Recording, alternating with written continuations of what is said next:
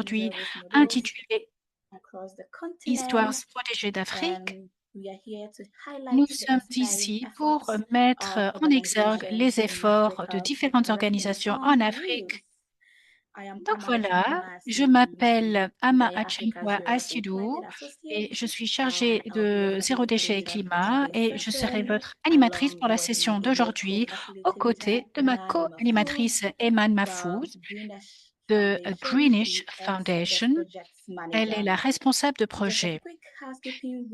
Juste quelques notes d'intendance. Il y a différents intervenants pendant l'appel, donc nous voudrions vous inviter à choisir le canal. Donc, cliquez sur le bouton Interprétation en bas de votre écran et vous choisirez l'une des deux langues, soit l'anglais, soit le français. Et vous pourriez aussi choisir si vous voulez aussi entendre l'audio original. Si ce n'est pas le cas, alors vous cliquerez sur Mute ou désactiver donc l'audio original. Donc, il est très important de choisir votre langue. Quelle que soit votre langue, l'anglais ou le français, vous devez en choisir une. Alors, j'imagine que vous avez tous choisi votre langue. Merci beaucoup de vous joindre à notre conversation importante et nous sommes impatients de participer à un webinaire très intéressant, passionnant et n'hésitez pas à vous présenter dans le chat en indiquant votre nom et d'où vous nous rejoignez. Et ce serait bon aussi d'avoir quelqu'un donc que vous allez vous donc présenter dans le chat. Gaia, avec le soutien du Plastics Solutions Fund, finance des projets à travers l'Afrique qui font progresser la justice environnementale et les stratégies zéro déchet. Ces subventions ont permis à des organisations locales et nationales de développer des modèles zéro déchet inclusifs et résilients face au changement climatique, donnant lieu à des réussites inspirantes. À ce stade du cycle de subvention, le webinaire d'aujourd'hui est l'occasion pour les organisations mises en œuvre de réfléchir à leur parcours, de partager les leçons apprises et de célébrer leurs réalisations. Donc, nous apprécions beaucoup votre temps et nous nous réjouissons à l'avance d'une conversation riche et propice à la réflexion. Avant de commencer, nous aimerions prendre une photo de groupe rapide pendant la réunion, donc, on vous invite à d'allumer votre caméra pendant quelques instants, si vous le pouvez. Et alors, nous voudrions bien sûr mémoriser ce webinaire. Merci beaucoup, Ama. Alors, nous allons donc prendre une prise écran. Est-ce que vous pouvez tous allumer vos caméras si vous êtes en mesure de le faire? Ah, je pense que vous pouvez activer votre caméra. Alors voilà, grand sourire tout le monde. 2 secondes de plus. Alors quelques secondes. Allumez vos caméras, grand sourire. Très bien. Alors, je compte. 1, 2 et 3. Très bien. Voilà. Très bien, merci beaucoup. Super. Vous avez tous de grands sourires. J'apprécie beaucoup ce moment. Alors, continuons maintenant. Et je passe maintenant la parole à Eman. Bonjour à tout le monde et merci beaucoup de vous rejoindre à nous et merci beaucoup Ama de m'avoir donné la parole. Je voudrais me présenter à nouveau. Je m'appelle Eman, je suis responsable de projet à la Greenish Foundation. Je suis aussi membre de Gaia et de FFP Africa. Nous allons maintenant passer à la partie présentation et chaque intervenant disposera de 15 minutes pour partager son histoire de réutilisation en Afrique. Commençons par notre premier intervenant, Franck Sekiere. Franck est défenseur du développement durable et responsable des programmes chez Upcycle It Ghana, où il travaille à la croisée des chemins entre le zéro déchet, l'économie circulaire et la transformation communautaire. Upcycle It Ghana est une organisation communautaire qui s'attaque à la question plus profonde qui se cache derrière les déchets. Non seulement ce que nous jetons, mais aussi pourquoi nous choisissons encore de brûler ce qui pourrait être transformé. Bienvenue, Franck. Merci beaucoup. C'est un honneur de pouvoir partager mon parcours avec vous. Très bien, donc. Au Ghana,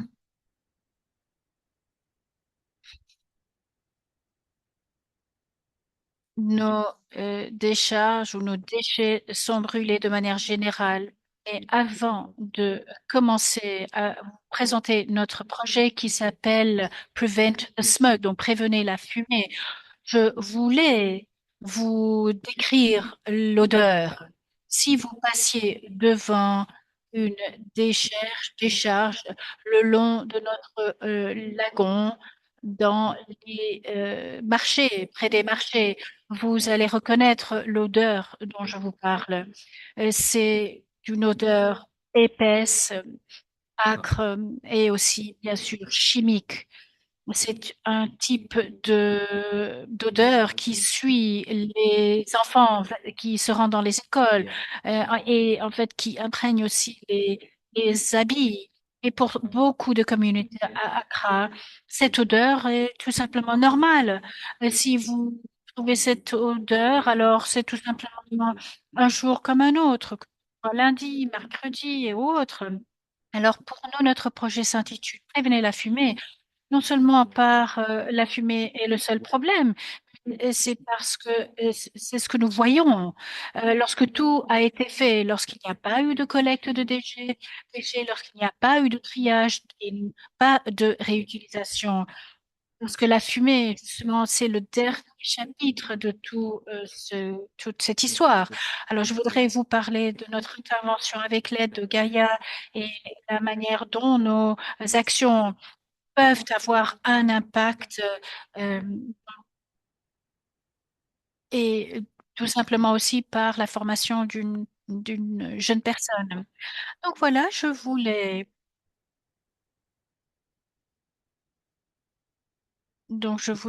vous présenter notre parcours. Nous allons vous présenter le contexte du projet. Nous allons aussi parler de sa justification et de son approche. Nous allons parler aussi de nos principales réalisations et bien sûr les obstacles auxquels nous faisons face.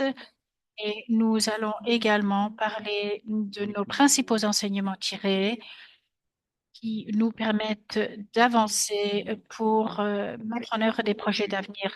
Et ensuite, nous allons aussi vous présenter nos plans futurs et notre stratégie concernant notre approche. Donc, c'est ainsi que nous avons abordé le projet. Nous avons donc dit qu'il fallait réduire le brûlage à l'air libre des déchets et la dépendance vis-à-vis des décharges. Nous voulons également promouvoir des pratiques zéro déchet telles que la réutilisation et la revalorisation.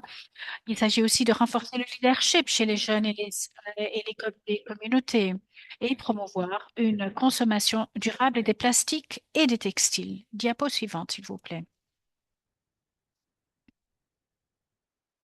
Alors, le premier projet que nous avons mis en œuvre s'intitulait Remplir et réutiliser. C'est un projet qui a été mis en œuvre dans les écoles. Et lorsque vous venez au Ghana, et je suis sûre que c'est le même cas pour d'autres pays en Afrique, alors la première image que vous voyez en haut à gauche de votre écran, c'est la manière dont les gens boivent de l'eau à partir de sachets.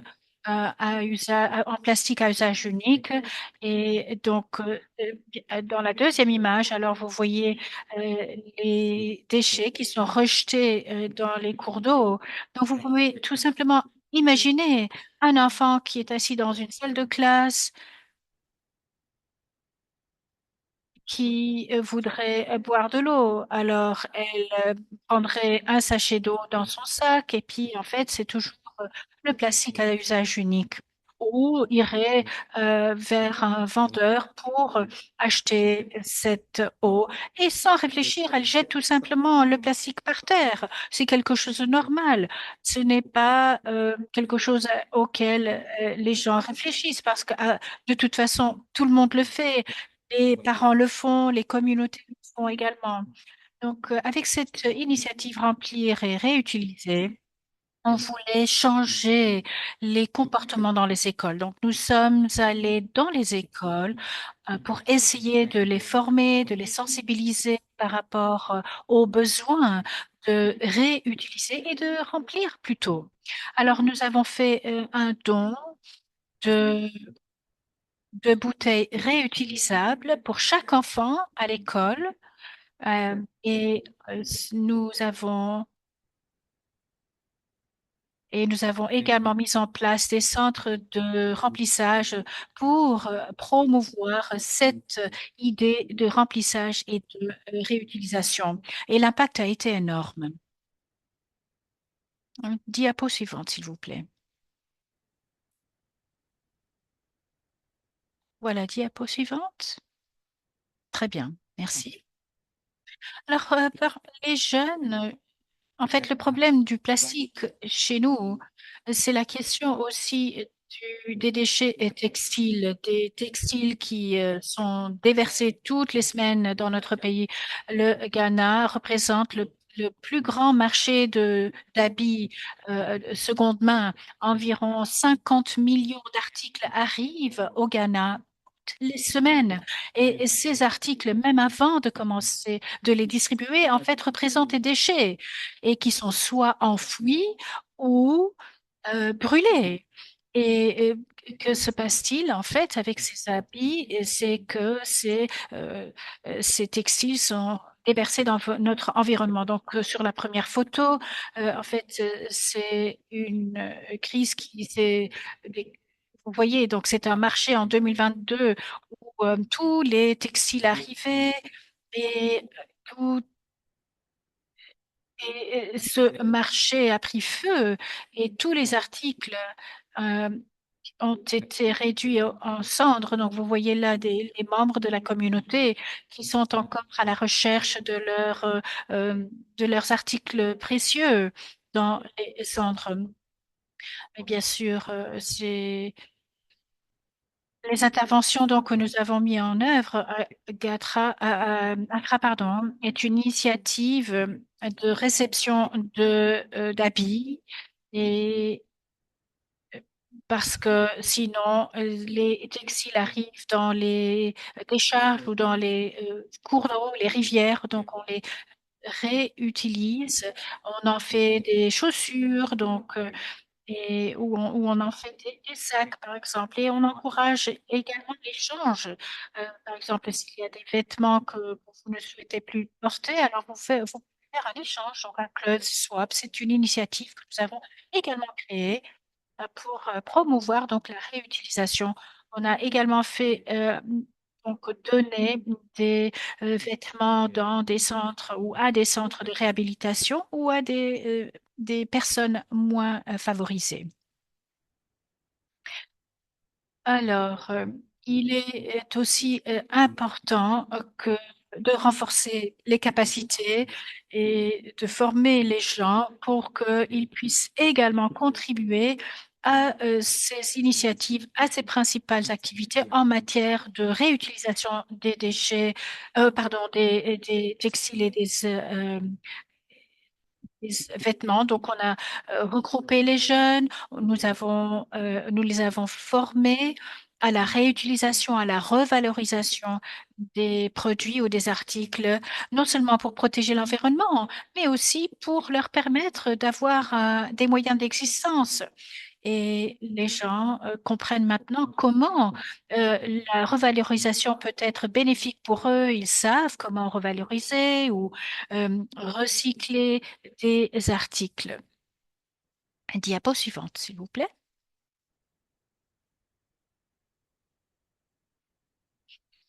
Alors, ici, on a également dispensé donc des cours de formation dans les écoles. Nous sommes allés dans les écoles pour leur apprendre comment ils peuvent revaloriser leurs habits et dans les communautés, dans les écoles. Alors, parfois, nous y allons pour les former, pour les sensibiliser et nous les formons pour qu'ils puissent donc poursuivre cette initiative. Diapo suivante.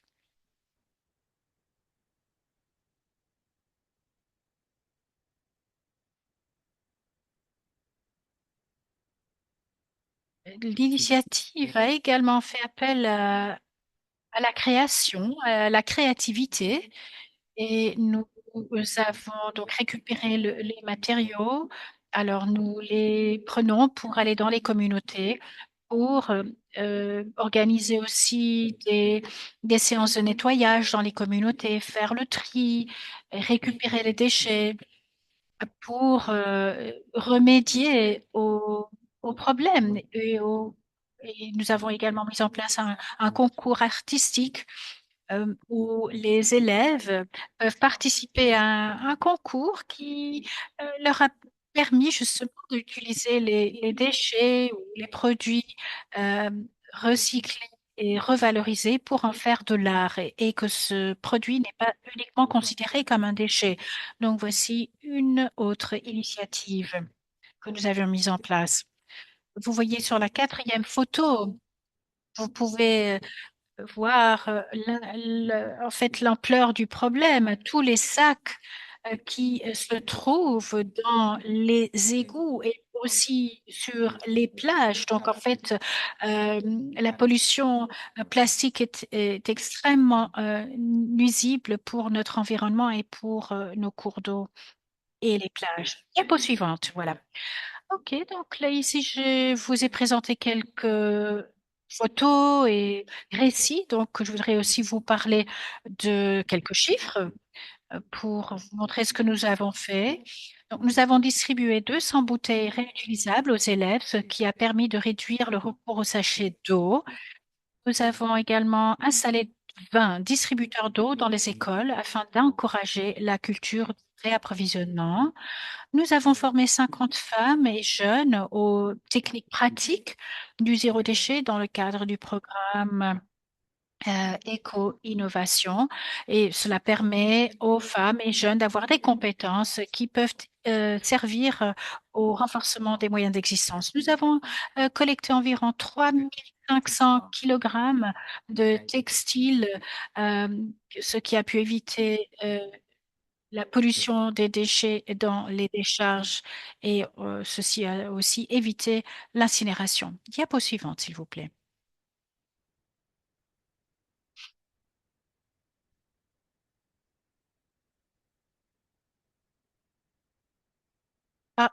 Ah, on vient de me dire que je suis à court de temps, donc je vais devoir résumer très rapidement. Je voudrais conclure par dire que nous avons lancé notre récit, notre histoire, pas en disant qu'il fallait mettre fin au brûlage. Donc, on s'est rendu dans les écoles et pour promouvoir la réutilisation des bouteilles, et qu'il ne fallait pas que le système change soi-même, mais que tout le monde devait y participer. Donc, ce que nous vous en demandons, c'est de continuer à nous soutenir et d'investir dans les communautés, et parce que nous savons qu'il est possible d'éviter le brûlage à Accra. Merci beaucoup.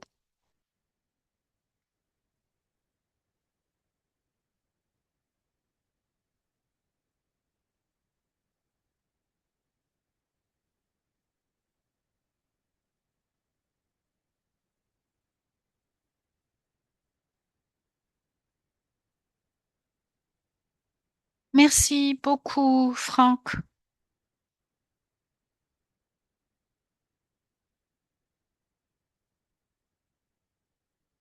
Je voudrais en fait vous dire, signaler que les questions se poseront plutôt à la fin des différentes interventions. Donc, je vous demanderai de mettre votre question, votre remarque dans le chat. Et bien sûr, et il est important aussi de mentionner que toutes les initiatives et actions que vous avez mises en œuvre, nous savons que ce n'est pas le dernier chapitre et que vous allez poursuivre vos actions. Merci beaucoup pour votre présentation inspirante et je voudrais maintenant passer à notre intervenant suivant qui s'appelle Edwin Mumbere. J'espère avoir bien prononcé votre nom. Alors, Edwin est un défenseur ougandais de la justice climatique et un leader dans le domaine des énergies renouvelables.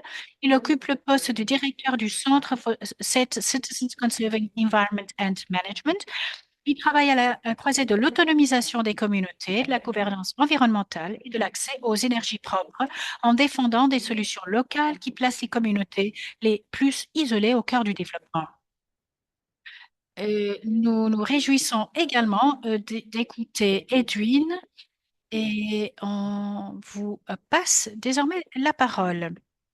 Merci beaucoup de m'avoir présenté et bonjour à tous et à toutes. Je m'appelle Edwin et je suis basée en Ouganda.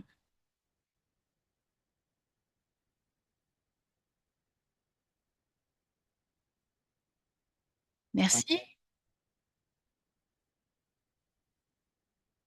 Alors, CECIC a mis en œuvre des initiatives zéro déchet des communautés dans la communauté Nyawamba, dans la partie est de l'Ouganda. Pourquoi avons-nous choisi ces deux divisions, Nyawamba? Parce elle fait face à des changements climatiques importante d'inondation du fleuve Nyawamba et suite aux échanges précédents avec les communautés et par le biais de l'activité de nettoyage, nous nous sommes rendus compte que le problème plastique était en fait hors contrôle et qu'il fallait faire quelque chose. Mais pour faire quelque chose, nous devions impliquer les communautés.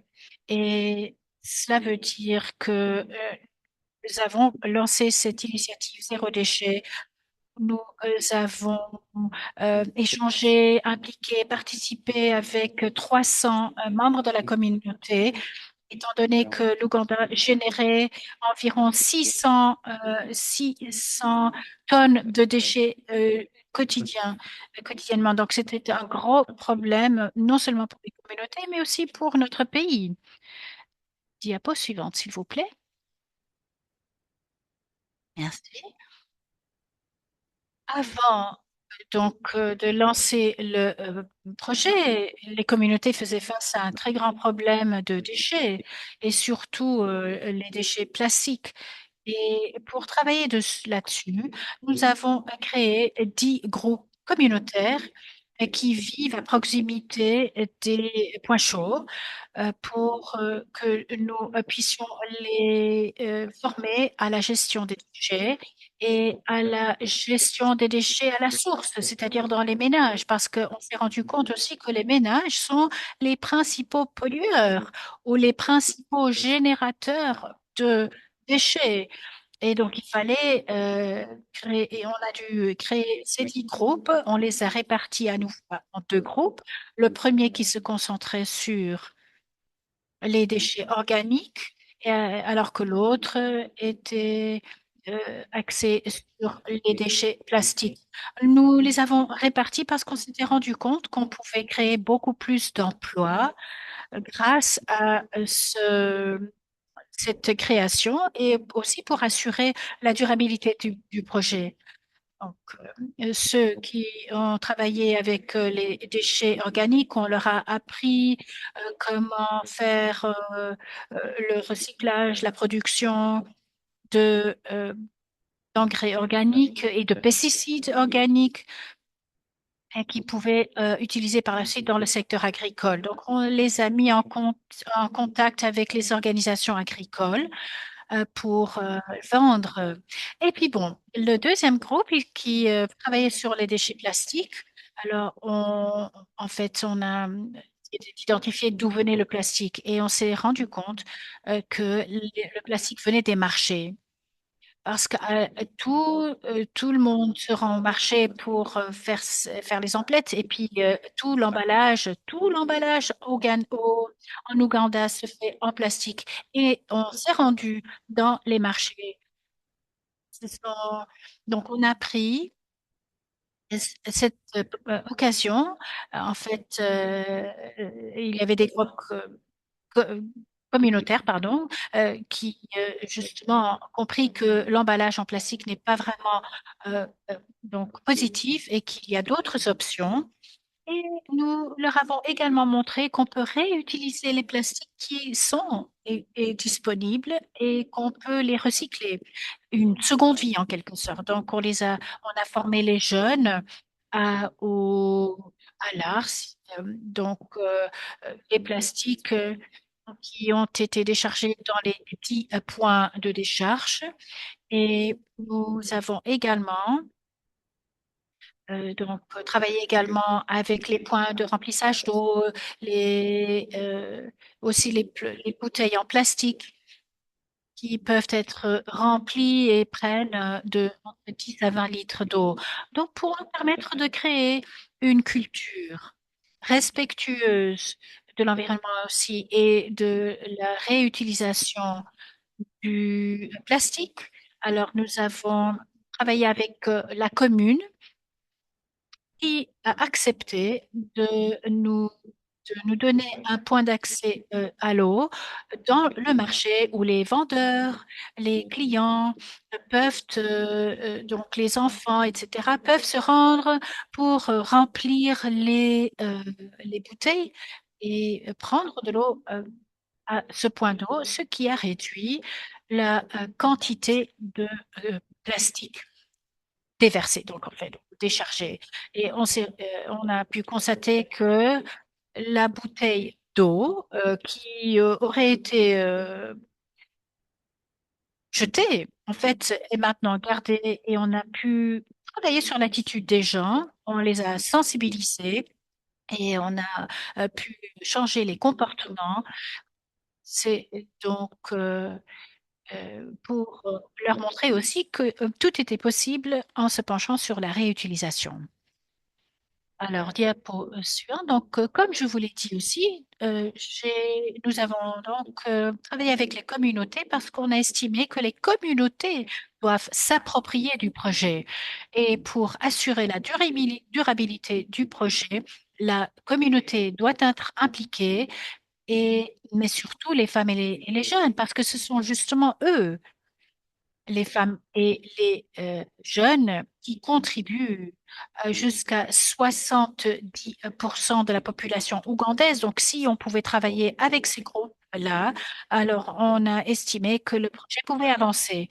Sans nous, pour nous permettre aussi de réussir, il fallait impliquer les différentes agences publiques. Et on a commencé par les autorités locales, donc les conseillers locaux et on a aussi appliqué les districts.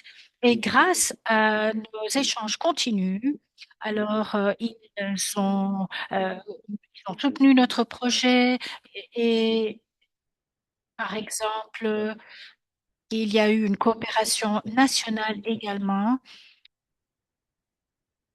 pour créer et connecter ou relier les gens à l'eau propre, à l'eau potable.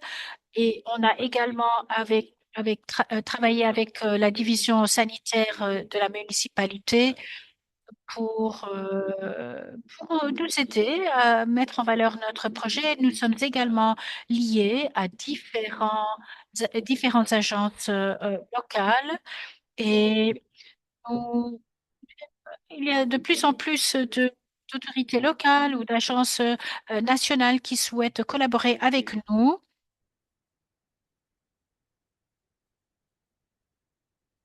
de dif- pour nous offrir des réservoirs en acier inoxydable pour que nous puissions aussi réduire l'utilisation des réservoirs en plastique. Merci beaucoup. Diapo suivante.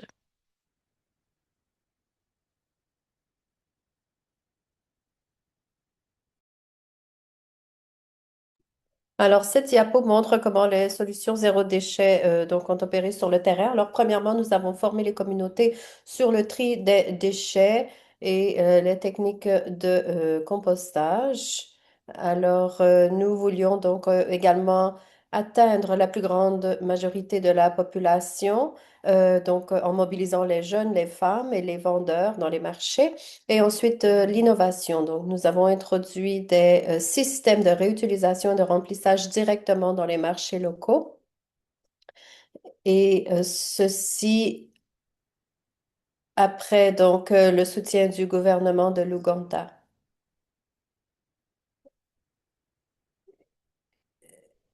Et donc, toutefois, nous avions à repenser l'endroit où nous placions donc les endroits pour le remplissage parce que certains endroits qui avaient été choisis ont toutefois été affectés par le nouvel ordre de donc le règlement sur le commerce du gouvernement de l'Ouganda. Alors, nous avons dû choisir Ensuite, nous avons su amplifier. Nous avions des messages qui ont été diffusés à la radio et dans différents médias. Parce que si nous voulons atteindre les populations plus large, nous devions passer par les radios.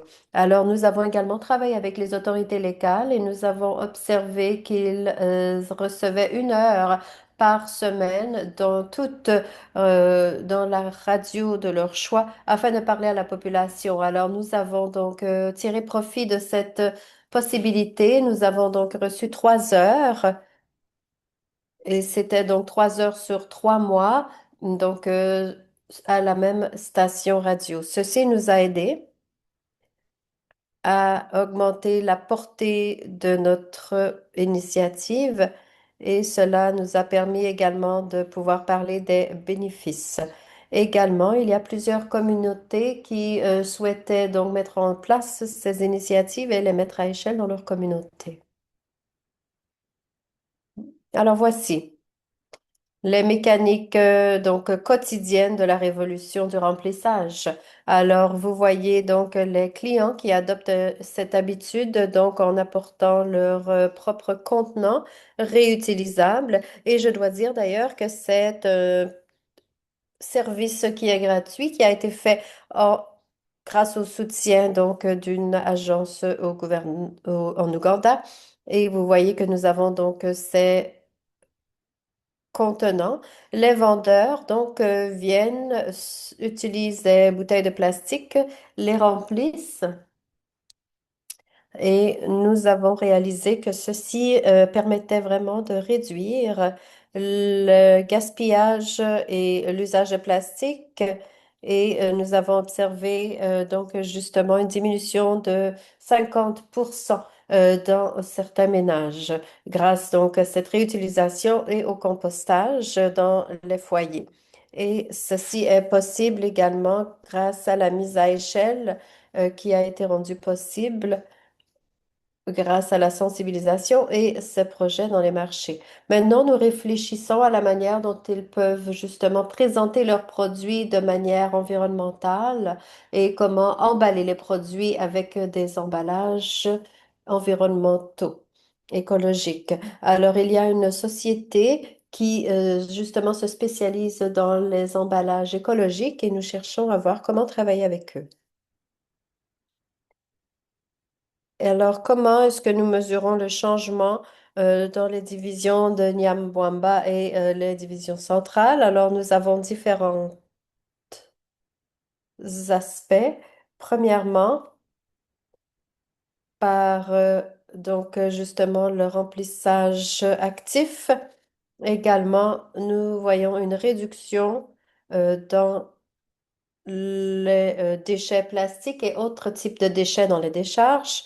Troisièmement, nous avons également une situation où les communautés obtiennent davantage, tirent profit de ce projet et sont davantage impliqués, s'impliquent donc dans le projet. Nous voyons également qu'il y a des communautés qui justement adoptent ceci et nous voyons que le projet continuera.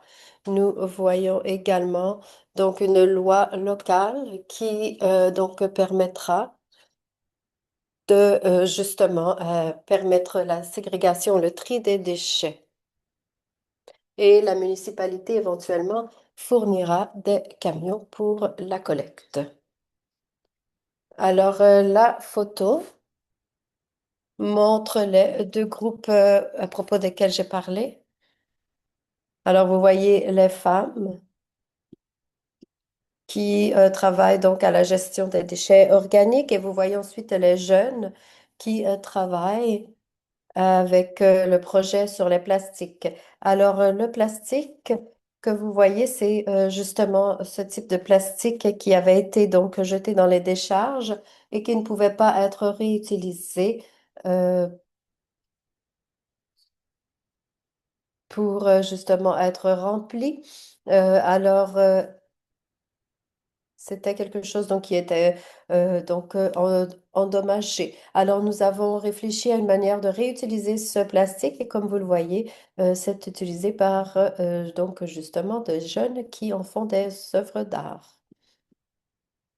Alors, vous voyez ici donc l'économie circulaire. Donc les facteurs qui permettent cette économie circulaire. Alors, comme nous mettons en œuvre ce projet, eh bien, vous voyez que nous permettons de renforcer la finance de la communauté.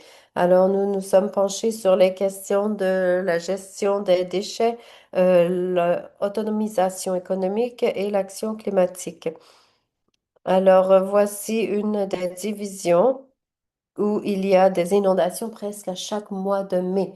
Avec le tri des déchets, nous avons donc contribué à atténuer les impacts parce que lorsqu'il y a des inondations, on voit donc les déchets plastiques qui deviennent donc un problème parce qu'elles bouchent justement les drains. Alors nous voyons maintenant qu'il y a une réduction donc de ces plastiques et donc, nous voyons que ceci contribue. En termes également de gestion des déchets, il y a des avantages. Et donc, nous avons également donc travaillé afin de réduire les déchets à la source. Et également, nous voyons que les jeunes et les femmes ont pu donc participer à des activités génératrices de revenus.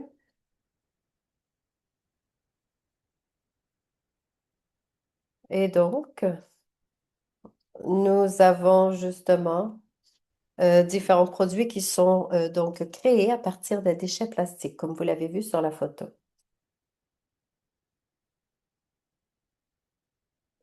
Bon, alors, on va passer à la prochaine diapo en raison du temps.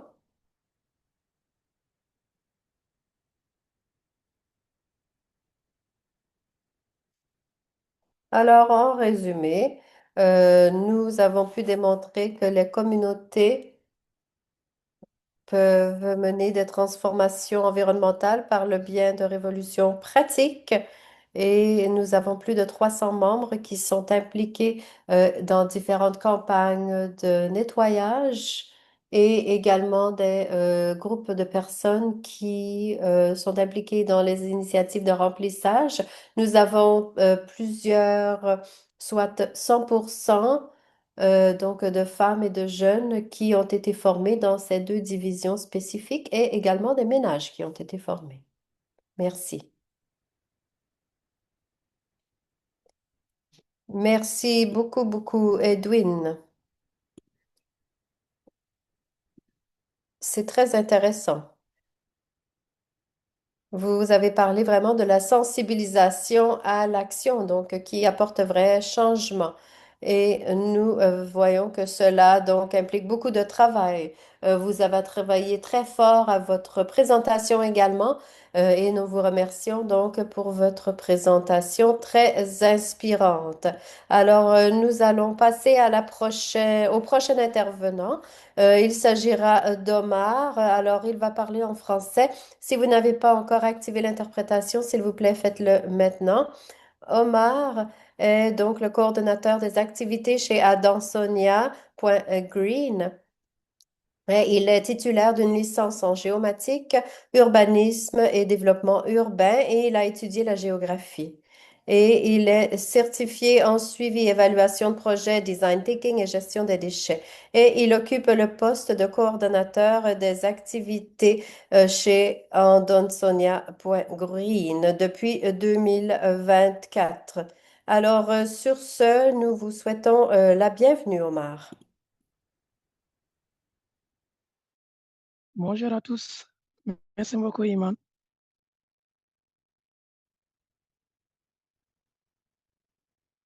Bonjour à tous. Merci pour la présentation. Moi, je suis Omar Diédiou, le coordinateur des activités de l'association Attention.Green. J'aurai l'immense honneur de vous présenter le projet Réemploi Gaia Africa, dont notre association a eu le privilège de porter. Slide.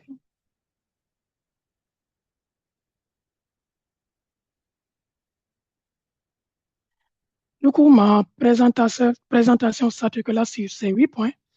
Tout d'abord, par le contexte. Ensuite, la structuration continentale, la mobilisation collective, l'impact du projet, les défis qu'on a rencontrés, les perspectives, les opportunités inattendues et enfin la conclusion. Slide.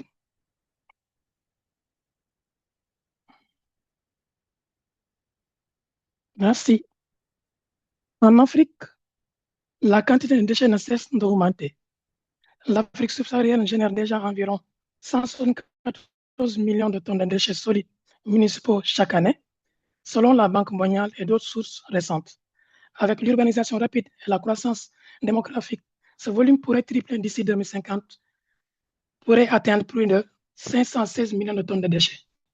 Le véritable enjeu ne se réduit pas uniquement dans la gestion, mais aussi dans nos modes de consommation et de refuser, réduire, réemployer. Telles sont les priorités.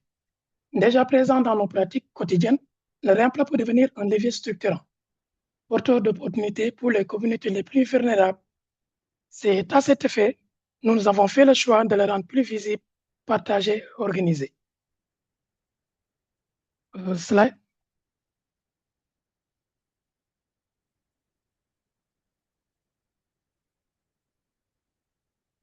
Prochain slide, s'il vous plaît. Merci. Donc, en parlant de structuration continentale, donc là, ça vise à structurer et démontrer des systèmes de réemploi en Afrique à travers 3 axes. Tout d'abord, la coordination au niveau continental. Là, le groupe de travail sur le réemploi, Gaia BFFI, est pleinement mis en place, opérationnel. Donc là, qui regroupe des organisations de la société civile africaine, des praticiens et des défenseurs travaillant sur le système de réemploi et de recharge. Le groupe a développé ainsi une vision qui est partagée, une structure de gouvernance et une orientation stratégique alignée sur les principes du zéro déchet et le traité mondial sur les plastiques. Slide.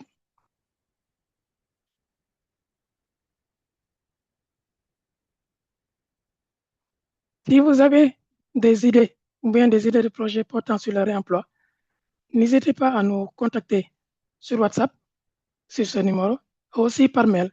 Ça sera un réel plaisir de voir qu'il y a de nouveaux projets touchant le réemploi qui souhaiteraient participer à cet élan de promotion et de mise en avant de tout ce qui est réemploi en Afrique. Slide.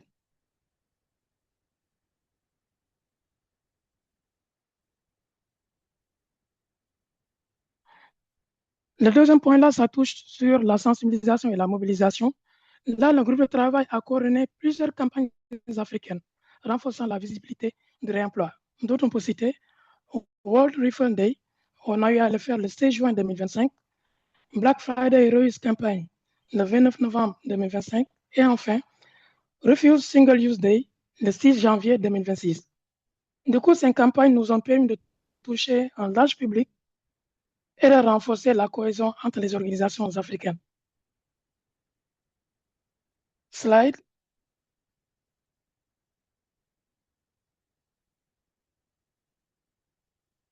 Le troisième point, toujours sur la structuration au niveau continental, là, ça touche les projets et les actions de terrain. C'est grâce à la dynamique du groupe de travail plutôt que tous ces projets-là, ils sont lancés ou bien on a eu à le renforcer durant tout le déroulé du projet. Donc là, comme premier projet, on peut citer le projet TAS Café Touba réutilisable qu'on a eu à le faire ici au Sénégal, qui est porté par l'association d'enseignants Point Green, qui est un projet systémique visant à remplacer le gobelet jetable de tasses réutilisables auprès des vendeurs de café Touba. D'autant plus au Sénégal, par exemple, c'est 2 à 3 millions de tasses que l'on consomme journalièrement au Sénégal. Donc là, ce qui est un défi majeur, donc là, pour ce projet-là. Du coup, pour ce projet, on a eu, comme c'est un départ, a eu à impliquer 10 vendeurs. On a eu à distribuer 230 tasses réutilisables aux vendeurs. On a eu à faire un audit de marque. Donc, durant cet audit de marque, nous avons collecté 2280 gobelets jetables.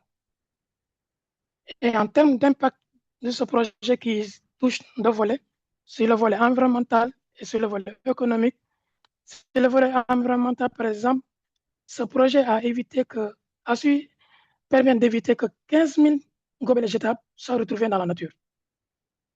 Donc, ces 15 000 gobelets-là, c'est par vendeur. Donc, 15 000 gobelets par vendeur. Donc, si on essaie de faire le total, avec ces 10 vendeurs-là, ça équivaut à 150 000 gobelets jetés à l'année. Sur le volet économique, là, ce projet a permis à ces vendeurs-là de faire une économie de 75 000 francs CFA durant l'année. Slide. Du coup, ce projet qui constitue un modèle facilement réplicable dans d'autres pays africains, nous avons également pu lancer plusieurs projets de sensibilisation dans les pays africains. Tout d'abord, on va commencer ici au Sénégal avec le projet Service hygiénique réutilisable, dont l'objectif est d'améliorer la gestion de l'hygiène menstruelle des jeunes filles et des femmes en favorisant l'accès des services réutilisables, tout en contribuant à la protection de l'environnement et l'autonomisation économique de ces femmes. Donc, durant ce projet, on a eu à former 53 filles sur la confection des serviettes hygiéniques réutilisables. Ces filles ont confectionné d'elles-mêmes 263 serviettes réutilisables et on a eu à sensibiliser 102 femmes et jeunes filles sur l'hygiène menstruelle. Slide.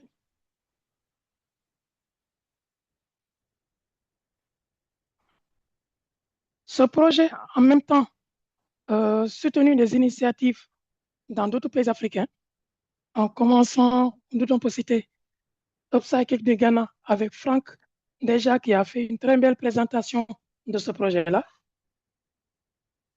Ensuite, on a le Mazingara Plus en Tanzanie, donc avec des activités d'installation de fontaines d'eau réutilisables dans les écoles, de la sensibilisation des élèves à la réduction des plastiques à usage unique. Ce projet a en même temps fait le suivi et le renforcement d'initiatives de récupération. Slide, s'il vous plaît.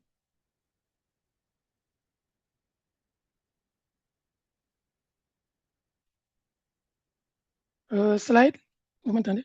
Merci. Donc, ce projet a en même temps fait le suivi et le renforcement d'initiatives de récupération et de réutilisation de bouteilles. Donc, avec le groupe de travail Gaia Afrique, qui a fait un excellent travail à ce niveau pour maintenir un momentum de plusieurs initiatives qui sont déjà en cours, notamment en Égypte, avec Sustainable Network Egypt, d'où leurs actions sont portées sur la récupération de bouteilles en verre pour la réutilisation dans le marché local. Avec Greenwich Egypt, Donc, ils ont lancé un projet dont un modèle de réemploi et de refil qui est basé sur une analyse de consommation quotidienne, la mise en place de systèmes de contenants réutilisables, des consultations communautaires qu'ils ont eu à faire et un modèle économique localement adapté. Donc, ensuite, au Nigeria, on a le Community Action Against Plastic Waste avec d'excellentes actions, activités qu'ils ont eu à faire de leur côté, telles que le plaidoyer pour intégrer le réemploi dans les politiques nationales, le développement d'un modèle de réemploi comme outil d'autonomisation économique, et enfin, ils ont su participer aux discussions au niveau continental. En termes d'impact, slide,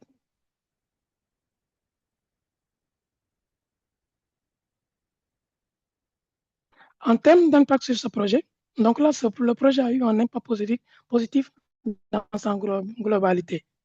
Tout d'abord, le projet a créé un cadre commun et un réseau d'acteurs africains, renforçant ainsi la coordination et la visibilité du mouvement zéro déchet. Des projets pilotes ont montré que le réemploi fonctionne même dans des contextes informels avec des solutions qui sont efficaces. Ensuite, à travers des formations qui ont permis aux femmes, aux jeunes, aux organisations d'acquérir des compétences et de développer des activités économiques durables. Enfin, ce projet, à travers les campagnes qui ont su sensibiliser largement les communautés, favorisant ainsi des habitudes de consommation qui sont plus durables, réduisant l'usage du jetable. Slide.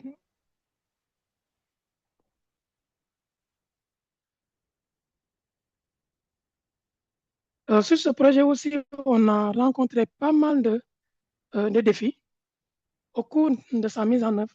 Du coup, on a plusieurs défis qui sont émergés, chacun relevant une dimension qui est particulière et qui est particulière de la complexité du projet. Tout d'abord, on a eu comme premier défi la compréhension inégale du réemploi parmi les partenaires et les membres du groupe de travail, avec une confusion persistante entre le réemploi, le recyclage et le surcyclage. Ensuite, en termes de défis sur l'aspect opérationnel plutôt, qui est limité chez plusieurs partenaires pour intégrer le réemploi dans les activités existantes en raison de charge de travail qui est élevée et de priorités concurrentes et de l'absence surtout de ressources qui sont dédiées. L'autre défi, le troisième défi qui porte sur l'aspect social, donc là, c'est un peu plus des perceptions culturelles et des préoccupations qui sont liées à l'hygiène, initialement, dont nous, ici au Sénégal, pour les projets services hygiéniques et les projets TASC avec Touba réutilisables, générant ainsi une résistance au changement de pratiques quotidiennes.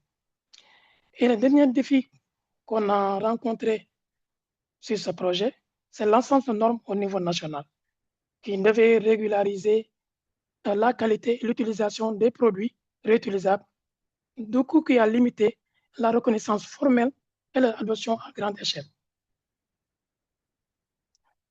Slide.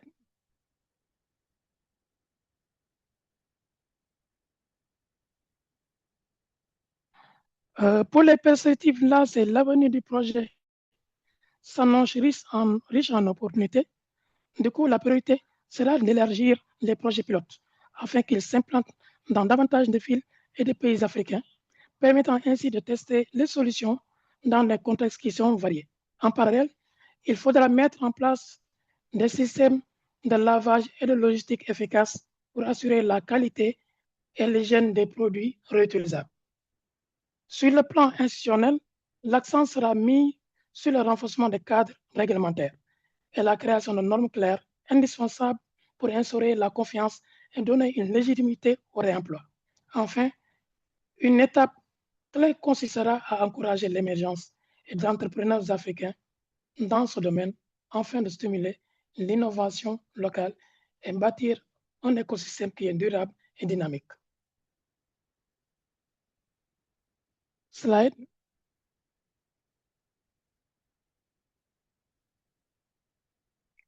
Euh, Merci. En termes d'opportunités inattendues, donc là, l'approche a ouvert des perspectives au-delà de ce qui était anticipé. Par exemple, sur le plan institutionnel, il a gagné en visibilité en participant aux journées climat qui est organisée par le ministère de l'Environnement et la Transition écologique au Sénégal. Là, on a eu la reconnaissance du ministère des Sports et de la Jeunesse comme initiative de la société civile. Donc, du coup, là, on, on faisait partie des trois organisations qui sont retenues par le ministère de la Jeunesse afin de présenter ces initiatives-là aux, à ses partenaires ou bien aux exposants lors des journées climat qui sont tenues ici au Sénégal.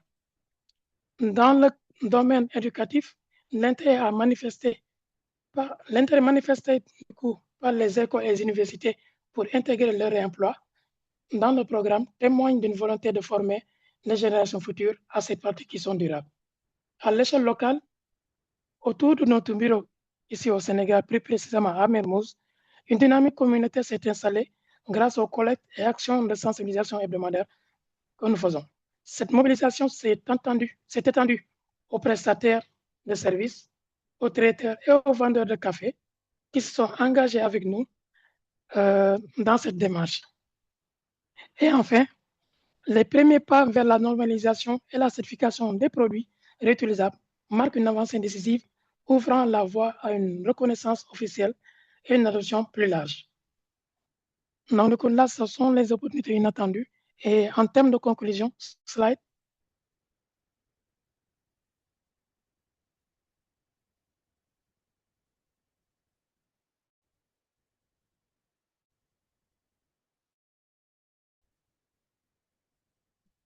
En termes de conclusion, là, le projet a permis de poser réellement les bases d'un réseau africain sur le réemploi. Donc, du coup, le développement du réemploi en Afrique dépendra bien évidemment sur trois points. Tout d'abord, la normalisation des produits qui sont réutilisables. Ensuite, d'avoir un renforcement de capacité au niveau local dans chaque pays. Et enfin, de faire une mobilisation des institutions et de communautés, ce qui nous permettrait pour chaque organisation qui travaille au niveau local d'avoir l'impact qu'il a prévu et même aller au-delà des attentes de ce projet. Donc, je vous remercie de votre attention et je reste à votre disposition si vous avez des questions. Slide. Nous sommes également joignables sur ces numéros et aussi par mail. Donc, n'hésitez pas à nous contacter si vous avez des suggestions, des pistes d'amélioration que vous jugez nécessaires que vous pouvez nous apporter. Nous sommes preneurs et nous restons tout de même ouvertes à toute idée qui permettrait d'avoir une avancée sur le réemploi. Merci beaucoup.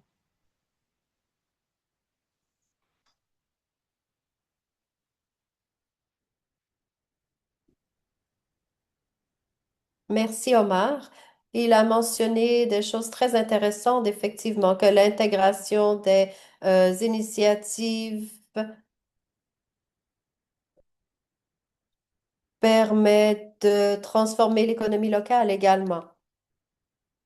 Et cela a donc un impact sur les femmes et les jeunes. Merci également d'avoir mentionné l'organisation Greenish avec laquelle je travaille. Également, merci d'avoir partagé vos coordonnées. Si vous avez des idées, des suggestions quant à la manière dont vous pouvez contribuer à cette initiative et comment vous pouvez contribuer à ces initiatives de gestion des déchets, eh bien, vous pouvez contacter Omar. Et bien sûr, ce serait un résultat fort intéressant de ce webinaire. Alors, nous allons maintenant vers le dernier intervenant qui est aussi mon directeur. Alors, il s'agit donc de Mohamed Kamal, qui est le directeur exécutif de Greenish Foundation. et il participe à la lutte contre la pollution plastique et les plastiques à usage unique en Égypte. Et Mohamed a cofondé un projet local de réutilisation et de remplissage visant à tester des modèles ruraux locaux potentiels pour améliorer les chaînes d'approvisionnement et réduire les déchets. Alors, bienvenue à vous, Mohamed. Alors, merci beaucoup pour cette introduction. Merci d'être parmi nous. Merci également à l'intervenant précédent. C'est très excitant de voir tous les efforts qui sont mis, euh, et également de voir comment donc justement ces projets sont mis en œuvre en Afrique. Je vais donc partager mon écran si vous me donnez une petite seconde.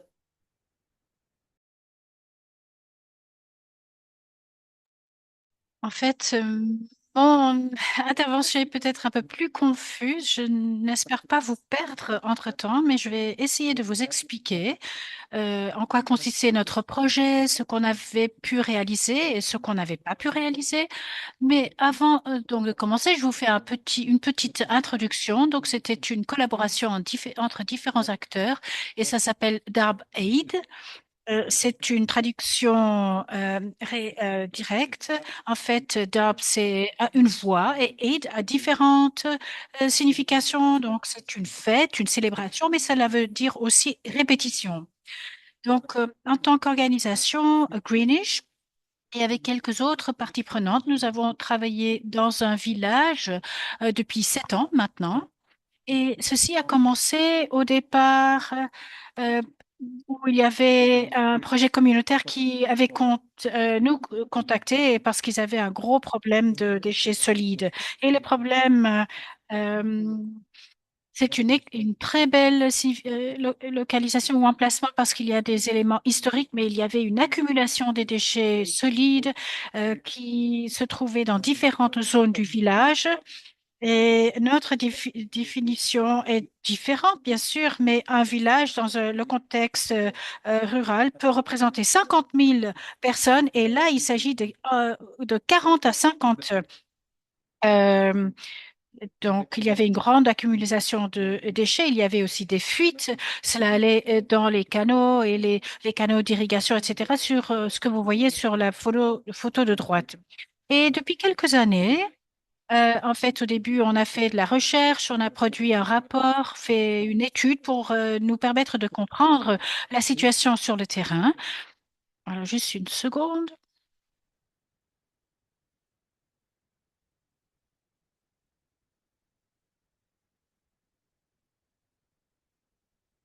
Je ne pense pas que mes diapos avancent, n'est-ce pas? Ah, voilà.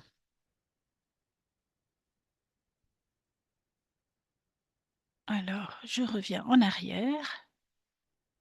Vous voyez mon écran, n'est-ce pas? Est-ce que vous pouvez me confirmer? OK. Alors, on s'est penché sur la création d'un partenariat avec les communautés. Pourquoi est-ce qu'il y avait cette accumulation des déchets solides? Quel est le problème exact? Donc là, je vous fais un résumé. Je ne veux pas.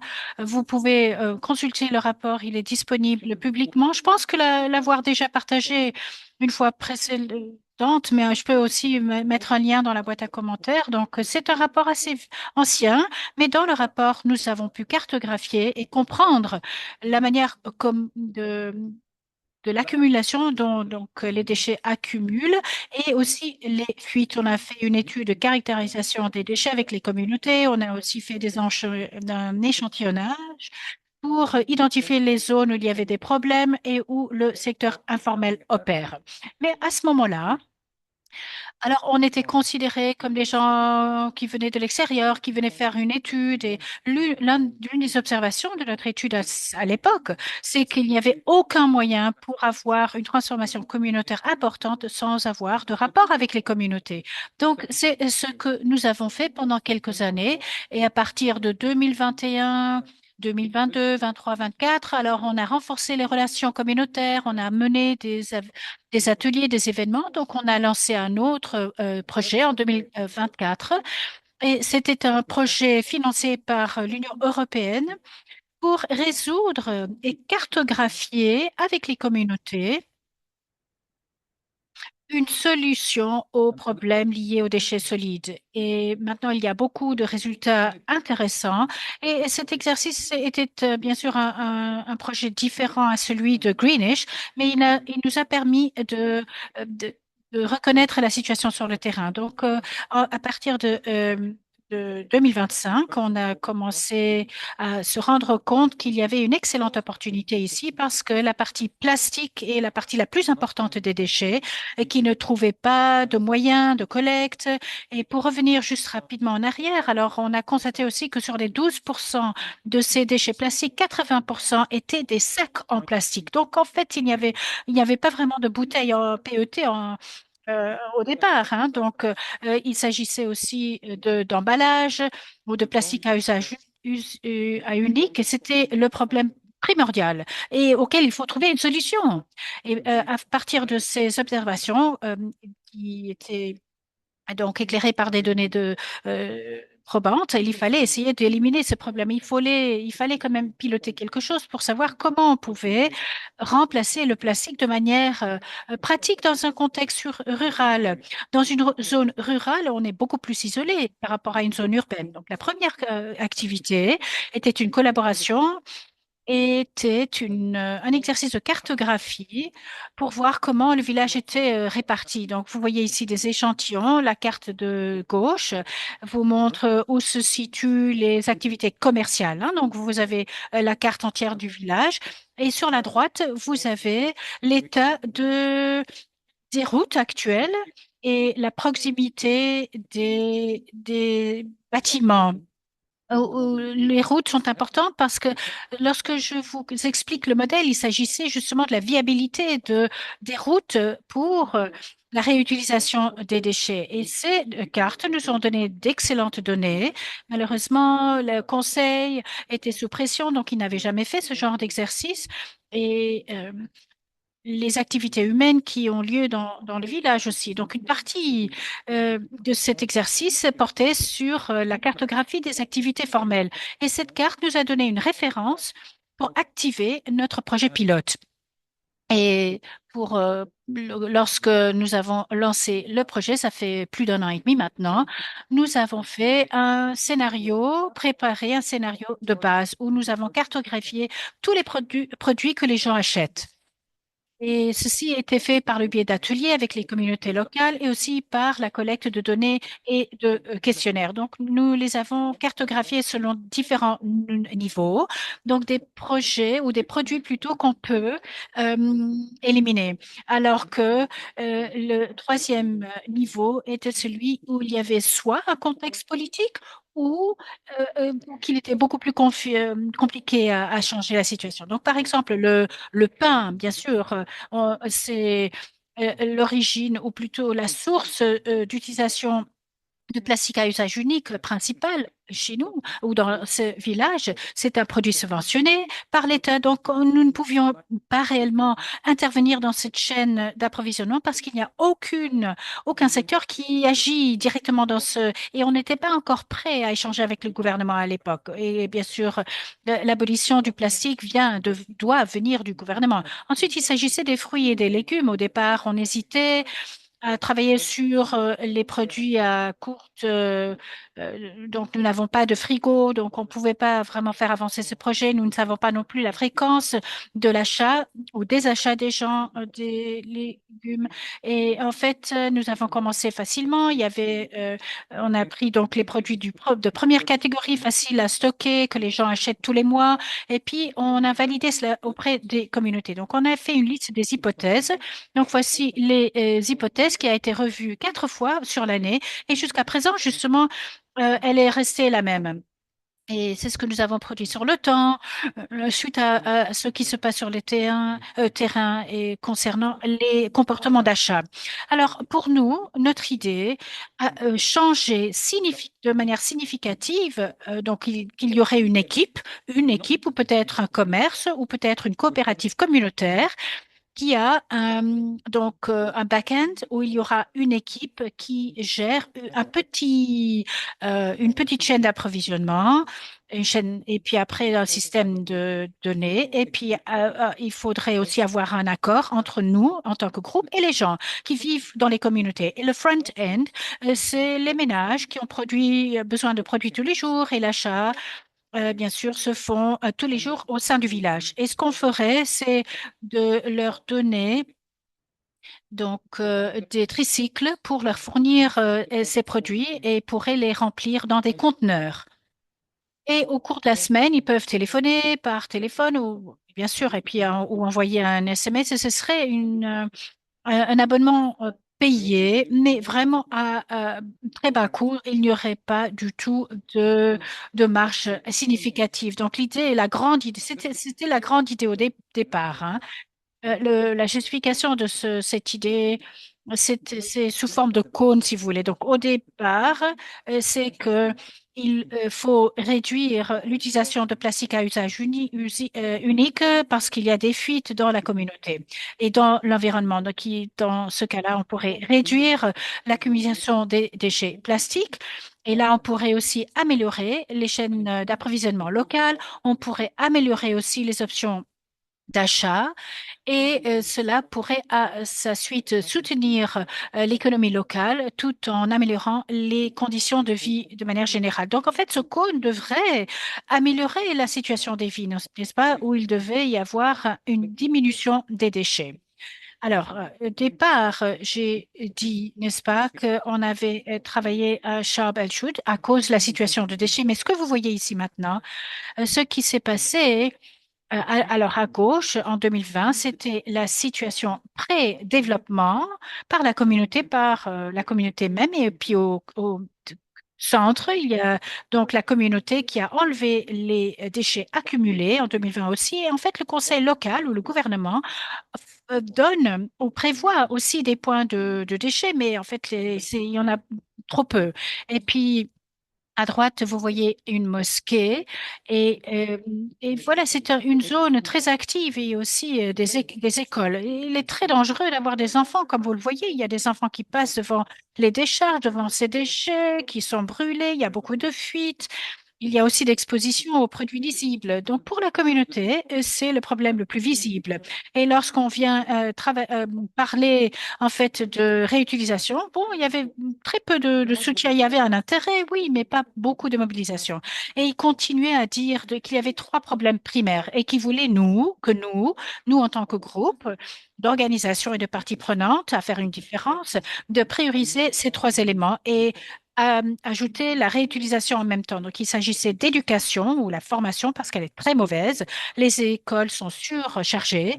Il n'y a pas d'école à suite, en fait, au niveau secondaire.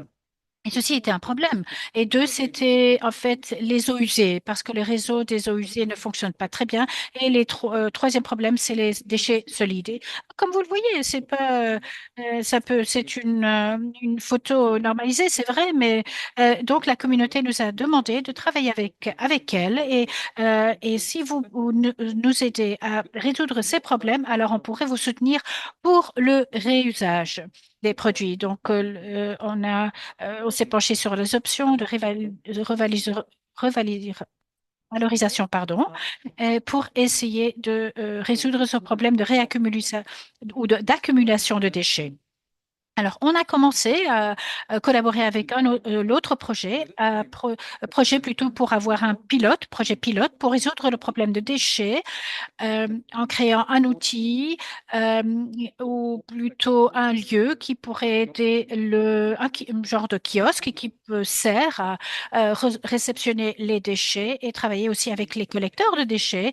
Et on a validé cela avec le conseil municipal et on serait bien sûr chargé de la construction de ce kiosque, mais cela pourrait devenir bénéfique pour nous si on avait besoin de terre pour, donc pour un lieu de gestion des déchets. Où est-ce qu'on peut les stocker? Comment est-ce qu'on peut stocker aussi les tricycles, etc. Mais cela nous a offert une autre opportunité. Et puis en même temps, il y avait aussi une autre opportunité où on pouvait peut-être ouvrir ou créer une serre qui produirait des légumes et qui pourrait aussi les vendre à la communauté. Donc, voilà, donc c'est un moyen où on donnait la priorité aux besoins de la communauté. On n'est pas tout simplement arrivé avec nos idées. Bien sûr, on pense que le réusage ou la réutilisation est important, mais en fait, il y a d'autres problèmes auxquels les communautés font face et elles voulaient que cela soit résolu d'abord. Et qu'est-ce qu'on a pu constater par la suite? Donc, on a eu plusieurs ateliers, plusieurs consultations communautaires. On a aussi eu un tour d'échange avec les communautés et les commerces. Comment est-ce que les produits sont vendus, emballés, conditionnés. Et 90% des produits sont déjà conditionnés lorsqu'ils arrivent dans ce village. Donc, avant d'arriver aux observations, le modèle qu'on voulait créer est donc à gauche. Euh, je vais essayer donc d'utiliser cette initiative où ils payent acheter certains produits, des produits de différentes catégories et la tarification serait préparée par le biais de la consommation du ménage. Et le scénario existant, avant de faire quoi que ce soit, c'est que vous allez dans un supermarché, vous, bien sûr, l'achetez parce que vous remportez les produits à nouveau dans des sacs en plastique et finissent dans l'environnement. Donc, on a déjà constaté en fait qu'il y avait déjà beaucoup de réutilisation dans les villages et que notre intervention pourrait aussi interrompre tout cela.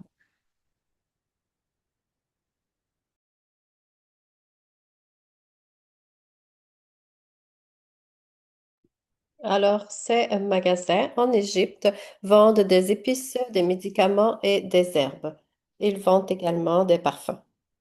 Mais dans les villages, et également autrefois en Égypte urbaine, ils vendaient également beaucoup de produits qui pouvaient être rechargés, donc des produits en vrac, que ce soit du riz, des épices, etc. Ils pouvaient ensuite être revendus dans des plus petits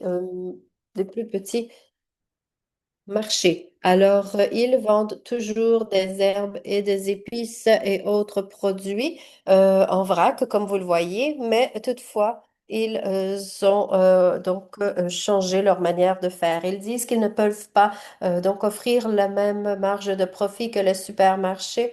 Euh, en- Alors, les produits emballés, disent-ils, sont beaucoup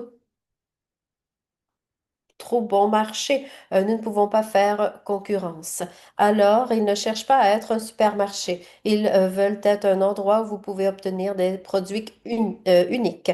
Mais ils voulaient toutefois explorer différents produits. Donc, ils étaient ouverts à l'idée, tant que la chaîne d'approvisionnement locale n'était pas donc interrompue. Alors, nous avons vu qu'il existe une infrastructure qui peut utiliser justement le système de recharge ou de remplissage et donc, ce que nous avons examiné, nous l'avons validé par le biais de données qui existent déjà. Eh bien, si nous devions retirer certains produits plastiques, nous, justement, interromprions ou nous ferions une rupture dans un système qui existe.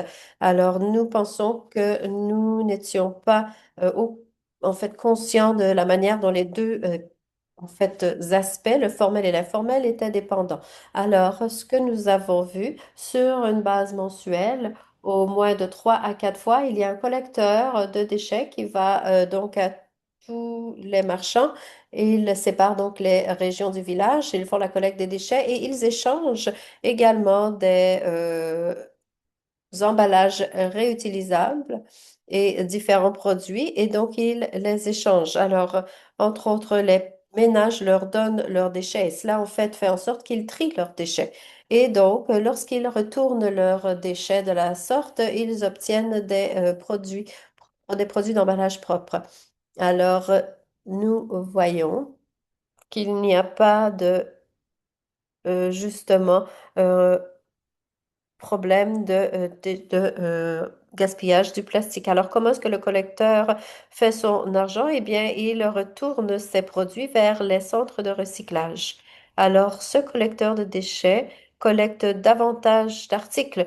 Parfois, vraiment, il collecte des volumes énormes. Alors, nous savons qu'il y a une chaîne de valeur informelle, il y a un commerce autour de ces recyclages et ces articles. Alors, quelqu'un collectait donc différents articles qui cherchent à être éliminés, mais il faut toutefois considérer la manière dont nous, justement, les affectons. Alors, bon, il me reste 2 minutes. Je n'ai pas beaucoup de chose à dire avant la fin, mais ce que je veux donc dire, c'est que ce qui est fréquent également en Égypte, c'est que les personnes n'achètent pas vraiment d'eau embouteillée. Ils utilisent toutefois un chariot tiré par des chevaux qui se déplacent donc dans les villages à tous les jours. Alors bon, c'est une image que je vous présente ici qui a été produite par l'intelligence artificielle, mais vous voyez ici qu'il y a un chariot qui va dans les communautés et les gens, les ménages peuvent donc remplir leur contenant avec de l'eau potable. Alors, il s'agit là donc d'une infrastructure qui existe pour l'eau. Alors, l'infrastructure en Égypte est différente à certains autres pays, en Afrique de l'Ouest, par exemple. Donc, nous avons développé ce modèle qui fonctionne. Alors, les personnes achètent des bouteilles à usage unique lorsqu'elles ne sont pas chez eux, s'ils sont dans un café ou si elles sont à l'extérieur. Alors, bon, donc, nous savons que notre travail ne doit pas nécessairement se pencher sur la question de l'embouteillage de l'eau en ce moment parce qu'il y a déjà une infrastructure.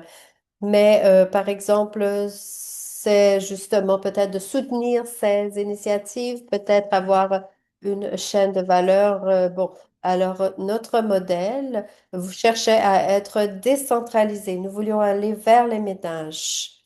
Et je dois dire, nous ne faisions peut-être même pas confiance au foyer. Nous nous disions, allons dans les voyages, donnons-leur les produits pour le remplissage ou la recharge et nous avons vu que par le biais de ces ateliers, ça ne fonctionnait pas, ce n'était pas nécessairement durable. Alors, la conclusion que nous avons pu tirer de ce pilote, eh bien, nous avons changé notre modèle. Nous sommes passés d'un modèle décentralisé à un modèle centralisé. Nous ne parlons pas ici de centraliser au niveau du gouvernement. Nous voulons plutôt dire que les gens vont dans les différents donc commerces pour acheter leurs produits et nous cherchons donc non pas à nous pencher sur les emballages en tant que tels. Nous voulons nous assurer que la chaîne de valeur pour ces produits en vrac, par exemple, les lentilles, les pâtes, certains légumes, des fruits, eh bien, nous voulons nous assurer, premièrement, que la chaîne de valeur réduise les prix afin que, justement, ça puisse être compétitif et nous voulons donc des produits qui peuvent être emballés sans plastique. Alors, nous voulons effectivement réduire les déchets plastiques. Alors, nous voyons qu'il y a des personnes qui arriveront avec leurs sacs réutilisables et les utiliseront. Le défi, toutefois, qui persistait, c'est la question de savoir comment est-ce qu'ils allaient entreposer tout cela dans leur maison. Alors, nous savions qu'il pourrait potentiellement être un problème. Alors, nous n'avions pas nécessairement de solution à ce sujet, mis à part donc, avoir un contenant qui soit donc donné afin que les différents ménages puissent entreposer les différents produits en vrac dans leur réfrigérateur ou dans leur garde-manger. Alors, nous avons dit oui, alors venez dans le commerce, achetez le produit nous voulions nous assurer que les produits en vrac soient moins chers que les produits emballés dans le plastique. Alors, je vais conclure. Alors, ce que nous pouvons dire, c'est que nous avons pu travailler avec les communautés. Nous avons pu également savoir quelles sont leurs priorités, qu'est-ce qu'ils veulent et qu'est-ce qu'ils ne veulent pas. Alors, nous avons également une cartographie des comportements et des habitudes de consommation qui a été développée. Alors, nous avons travaillé pendant 6 7 ans et nous avons pu donc justement identifier cela. Ici, nous faisons en fait le travail qu'un gouvernement devrait faire parce qu'il y a beaucoup de sensibilité quant à la collecte de ces données, mais nous avons réussi à le faire. Nous avons également assuré la participation du conseil municipal local parce qu'ils voient qu'il y a des problèmes effectivement dans les villes. Alors, nous cherchons à les impliquer. Également, les commerces sont impliqués et il y a un certain niveau d'intérêt. Alors, nous voulons aller vers ces commerces qui existent dans les villages et qui ne nécessitent pas nécessairement de nouveaux produits, nouveaux articles, mais qui peuvent justement être renforcés. Alors, nous voulons également faire ce pilote dans un contexte différent, par exemple au Caire, parce que nous voulons également faire ce pilote, à savoir comment est-ce que cela pourrait se dérouler dans un contexte urbain où nous savons que les gens consomment davantage, achètent plus souvent. Alors oui, il y a beaucoup de justement communautés qui vivent dans ces gated communities, que nous les appelons, donc dans des complexes. Alors nous voulons savoir comment est-ce que ce projet pourrait donc avoir lieu. Alors, nous voulons faire ce modèle, mettre en place ce modèle afin de voir justement qu'est-ce qui peut changer les habitudes de consommation et nous voulons continuer d'essayer différentes choses qui peuvent certes échouer jusqu'à ce qu'elles fonctionnent parce que nous ne voulons pas ce modèle capitaliste. C'est difficile de briser ce cycle, c'est difficile de briser le cycle donc, et la chaîne d'approvisionnement des grandes sociétés et multinationales. Et la seule manière, donc, d'interrompre ceci, c'est par le biais d'un collectif communautaire.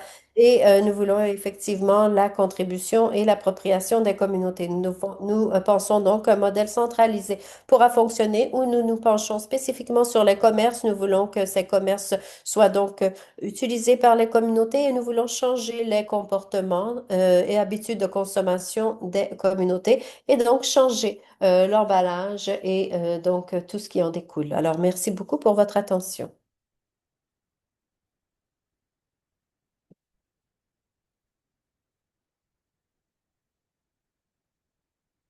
Merci beaucoup. J'aime beaucoup vous entendre lorsque vous parlez de la manière dont les communautés permettent de pouvoir donc résoudre ces problèmes de leur point de vue, de leur perspective et adapter à leur contexte. Et effectivement, vous avez parlé de cette économie d'échange. Et vous avez parlé donc de différents produits et la manière dont ils sont vendus. Également, vous avez parlé donc de la question de la centralisation. Donc, tout ce que vous avez dit concernant la communauté et toutes ces interventions communautaires, eh bien, je crois que c'est très intéressant. Et c'est donc des projets très intéressants. Et merci à tous nos intervenants pour ces présentations éclairantes. Alors, nous allons maintenant ouvrir la parole aux questions du public. Je vais donner la parole à Ama.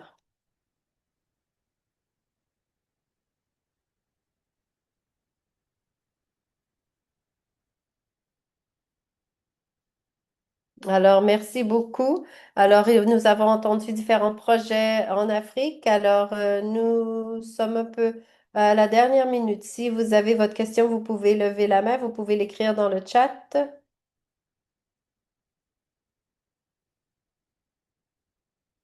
Alors, donc, je vais prendre les questions ici. Je surveille le chat. Alors, bon, je vais donc lire la question qui est dans le chat. Alors, cette question est pour l'intervenant francophone qui est Omar. J'aimerais en savoir davantage concernant la réutilisation des serviettes sanitaires. Je n'ai pas vraiment compris si c'est déjà en activité ou est-ce que c'est à veille d'être utilisé. Si vous avez déjà mis en place ce projet, mis en œuvre ce projet, comment est-ce que les femmes y ont répondu et est-ce que c'est hygiénique? Alors, il veut savoir si le projet de serviettes hygiéniques réutilisables est déjà en mise en œuvre? Et si oui, est-ce que les femmes répondent bien à l'usage de serviettes sanitaires qui soient réutilisables?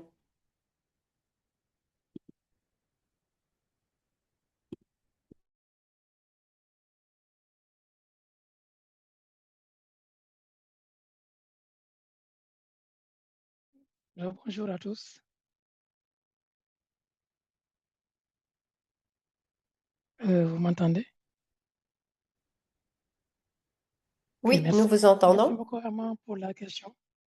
Oui, oui, effectivement, le projet a été déjà mis en œuvre.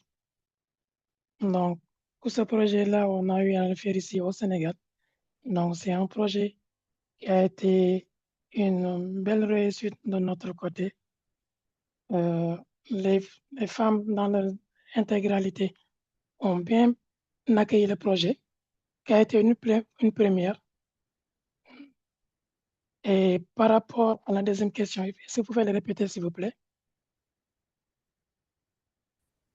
Comment est-ce que cela a été reçu par les femmes? Et également la question de l'hygiène. Oui,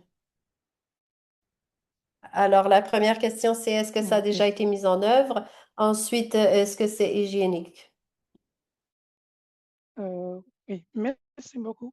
Par rapport à l'hygiène, donc, c'est, donc, par rapport à ce projet, tout d'abord, c'est ce questionnement est venu tout au long de ce projet que nous avons bien anticipé et pris en compte. Par rapport à ça, nous avons fait pas mal de formations en amont et de sensibilisation sur l'hygiène menstruelle et aussi sur, on ne s'est pas limité seulement sur la confection, mais aussi on les a montré comment elles peuvent assurer le suivi. Donc, là, une fois qu'elles ont utilisé les serviettes, comment elles peuvent le laver, aussi faire de telle sorte que ce soit hygiénique. Et par rapport à ça, euh, nous avons en même temps, nous nous sommes approchés d'une association de normalisation sénégalaise ici au Sénégal pour que le travail à l'avenir nous ait une certification et aussi que ces serviettes soient reconnues au niveau national. Donc là, une procédure qui est en cours. Et voilà.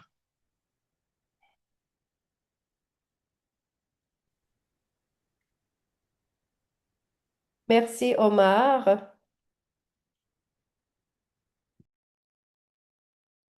Alors, j'espère que la réponse a été satisfaisante. Je ne vois pas de questions dans le chat ni de mains levées. Je voudrais remercier nos intervenants pour leurs excellents exposés et je voudrais donc... Ah, attendez, je vois une question tout de même. Alors, la question est comme suit. C'est une question qui s'adresse à Franck et il s'agit de la cohorte d'éco-innovation. Est-ce que vous pourriez nous en dire un peu plus sur la formation et aussi pour le recyclage? Franck, à vous la parole.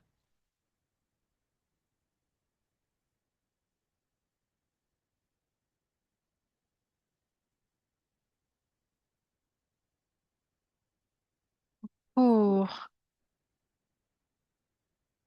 Donc, il s'agit de rassembler les jeunes et les jeunes et les femmes et nous les formons à la réutilisation. Donc, en fait, j'ai aussi mentionné que il y a donc les textiles qui remplissent nos décharges, donc on les forme à la manière dont ils peuvent transformer, reconvertir les habits pour en faire des produits viables tels que des chaussures, des sacs. Et par exemple, le petit chapeau que je porte a été justement reconverti grâce au matériel récupéré dans les décharges. Et cela leur donne une source de moyens d'existence aussi pour compléter ce qu'ils font déjà. Et ils sont donc en mesure d'obtenir un revenu à partir des produits convertis. Donc, c'est ainsi qu'on les forme, les jeunes et les femmes, des compétences que ces personnes peuvent obtenir. Merci. Merci beaucoup, Franck. Voilà, j'espère que la réponse vous a satisfait. Merci beaucoup. OK, donc merci à tous nos intervenants. Nous sommes à la fin de notre webinaire. Je sais que vous avez encore des engagements et je voudrais remercier tous les intervenants et nos interprètes également, et aussi à l'équipe technique de Gaïa. Merci beaucoup d'avoir aidé à réaliser ce webinaire, et vous pouvez contacter moi-même, mes coéquipiers aussi, si vous avez des questions par rapport à la mise en œuvre des différents projets des PSF. Vous pouvez aussi directement contacter les intervenants pour Farima aussi, elle est disponible, et il y a d'autres membres du groupe sur la réutilisation. Donc, pour toute question ou toute remarque, n'hésitez pas à nous contacter, à contacter les autres. Donc, merci de vous être joint à nous de toute l'Afrique, et on se réjouit de vous revoir très prochainement. Passez une excellente fin de journée où que vous soyez. Merci beaucoup.